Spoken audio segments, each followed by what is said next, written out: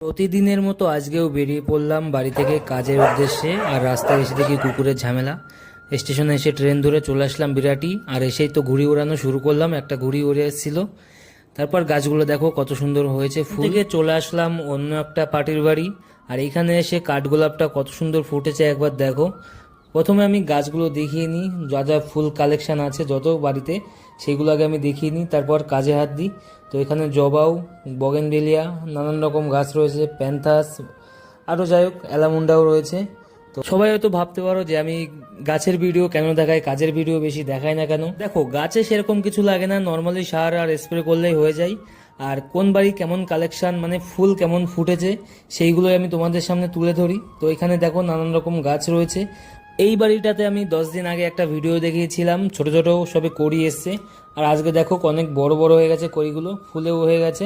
তো এইখানের কাজ শেষ হয়ে গেছে, কাজ ছিল গোড়া খোড়া স্প্রে করা, তো সেগুলো হয়ে গেছে।